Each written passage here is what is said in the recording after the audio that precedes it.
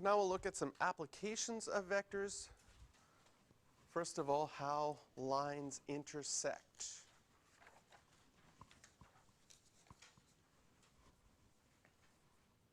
If you have 2 dimensions, and you've done this before, way back in grade 10 math, you could have 2 lines that never intersect. They would be parallel.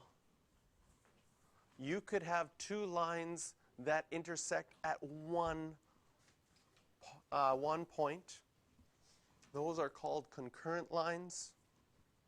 So there's a new definition that you're going to have to remember for that. And you could have the exact same line twice. We would call those coincident lines, because every single point is in common. And then you would have an infinite number of solutions.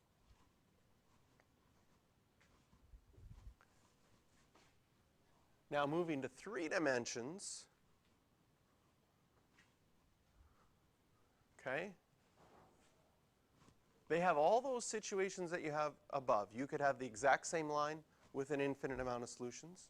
You could have them intersect at one point, or you could have them parallel and have them never intersect. But we also might have 2 that aren't parallel that never intersect. This is a good thing, because this allows planes to fly in different directions but not run into each other, or not even have to worry about the chance of running into each other because they drive through the other guy's jet stream just at a different time. Let's try to avoid that, because if one plane is a little bit late or something, yeah, someone runs a red light, then those could be bad.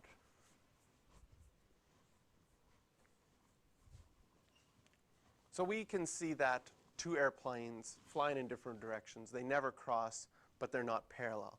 They would also have no solution, and we would call those skew lines. Okay. Oops, wrong way. So here's 2 lines. We're going to find out if they're concurrent, if they intersect, and if they do intersect, we're going to find that point where they do intersect. Again, it's going to be very helpful to look at the parametric equations. If they intersect, then the x coordinates would be the same, and the y coordinates would be the same. And now we got 2 variables. We've got t, and does anybody know what the other variable is? How's your Greek? It's lambda. Excellent. It's not a y that, I don't know if there's a, like dyslexic is when you read something backwards. Is there something when you read something upside down? I don't know. Maybe be like,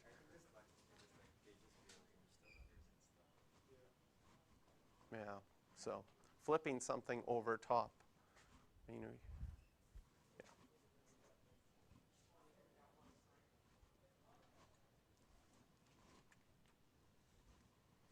So if you equate your equations, well, you've got a system of equations. Yes? There is a system solver on your calculator. It is allowed, the rational root finder on your exam. So if you use that, you can say used solver on my exam to find these. This most likely would be a non-calculator question. And it's not hard to solve this system of equations. You either have to use substitution or elimination. In this case, if I multiply equation 2 by 2, it's going to equal 4t plus 2 lambda equals negative 12. And then when I add those equations together, I get 7t is equal to negative 35. So t is equal to negative 5. Once you've found t is equal to negative 5, you can plug it back into equation 1 or equation 2 and find out lambda. So because we solved and got a value for t and lambda that worked, you know that they're concurrent.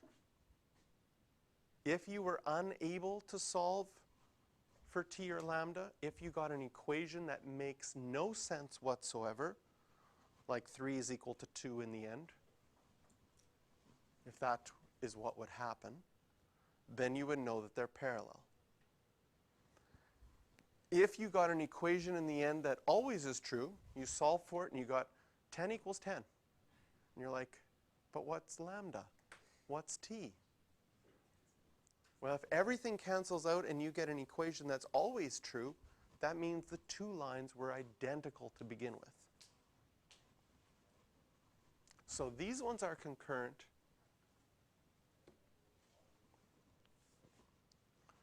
And when you put your point of intersection in, you get 3 and 8. Now what happens in 3 dimensions is that you would set up the same thing and you'd have 3 parametric equations, all with 2 variables. You just need to choose 2 of them to solve the system of equations. But what can sometimes happen is you get a value that works, but when you plug it into both equations, your third equation comes up with a different number, and that's an example of how a skew line can occur. All right, let's look at our next example, another 2-dimensional one. Are these ones coincident? Are they exactly the same line? So again, we have our vector equations of our lines, and we can set up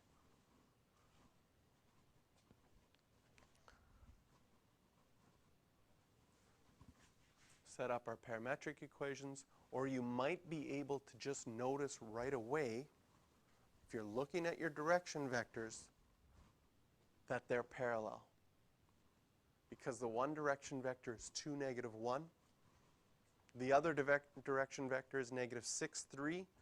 And that means that one direction vector is just -3 times the other direction vector, which means that they're parallel.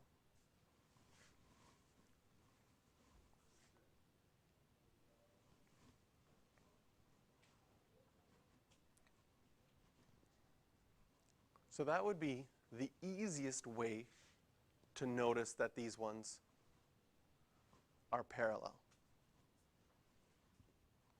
Now, in order for 2 lines to be coincident, exactly the same, they would have to be parallel and they'd have to intersect over and over again. So do they have a common point? So 3, 4 is on R1.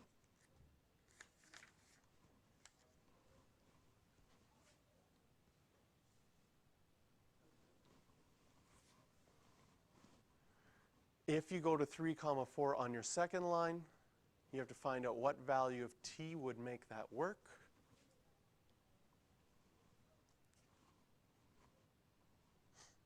And solving for t, you get -2 both times. So that means 3, 4 is a point on both your lines.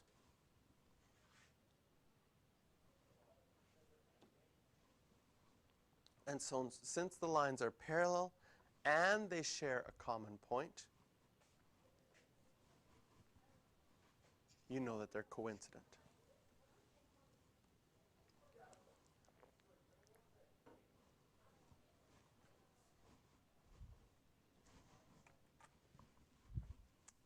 All right, so if we were just using the technique that we used the last time, start a new page here, I'm going to copy these down. What happens when we look at the parametric equations for this? So on this side we have the following parametric equations, and on this side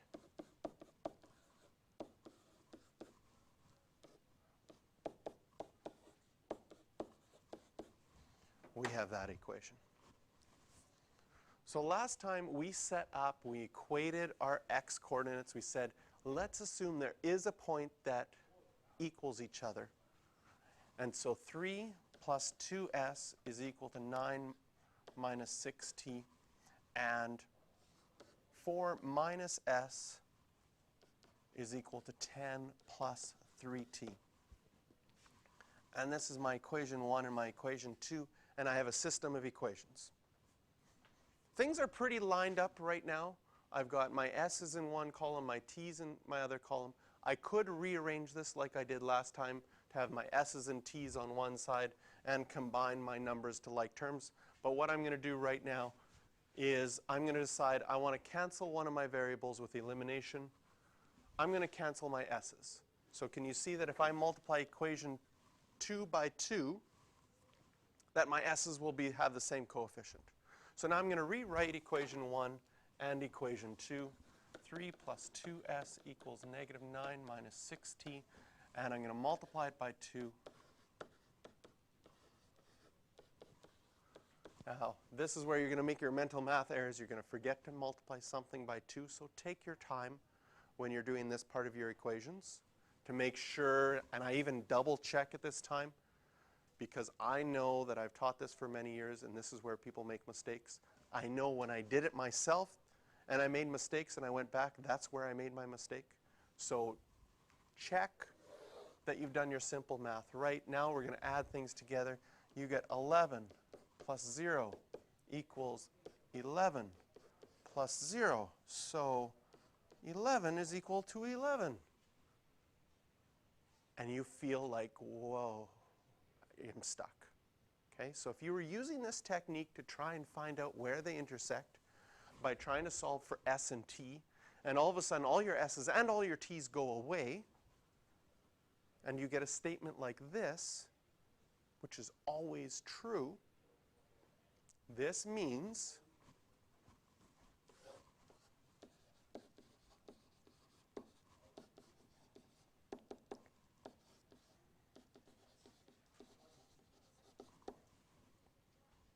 no, not coincident, coincident. Yeah, coincident is one where they're always true. Okay? In the same thing, if we would go back and change one number, so let's say in this equation, everything else was the same, but instead of going through negative 9, 10,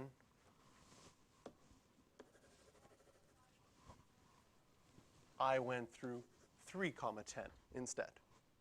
Well, everything would stay the same all the way through here, but this would be a 3 now, and over here, this would be a 3. I'd multiply my equation by 2. Everything's the same, except this is a 3 now. And what would have happened in this case? Well, they're still parallel, and when I add things together, I still get 11 plus 0, but now I get 23 plus 0. So we get, another thing that you'll wonder about. Well, 11 is never equal to 23, at least as far as I know. Can't think of any real-life example where you could do a conversion. 11 inches is equal to 23 feet. No, that doesn't work. Right? There's sometimes conversions built in. There might be a currency. There might be 2 currencies out there where if you round them, 11 Canadian dollars is worth 23 something else. Right? We're getting close there with the American dollar, right? 11 American dollars is worth 23 Canadian. Maybe. But if you get this, which is never true, that means that they're parallel and don't intersect.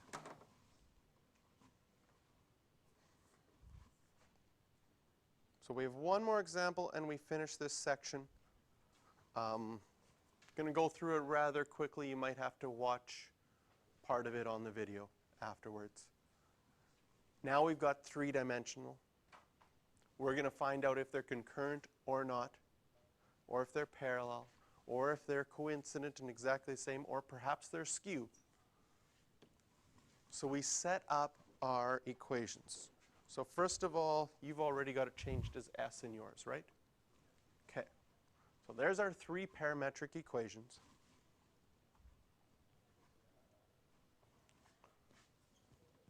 Once you've written out all three of your parametric equations and equate them, you would have three equations with two unknowns. What we're going to do is we're just going to take the first two. Taking our first two and making them equal and setting up our system of equations and solving, we get that s is equal to 0. Plugging that in, if we get s is equal to 0, we could choose either one of those equations, and you would get t is equal to 1. So it appears that these two lines do intersect, because you've got s is 0 and t is 1. Now, it's not enough just to plug s is 0 into your equation to find your point. You have to check that third equation you didn't use to see if it still works there. And checking that third equation, when I put s is 0 and t is 1, they're not equal. And if that happens, they're skew. Another way to really see this easily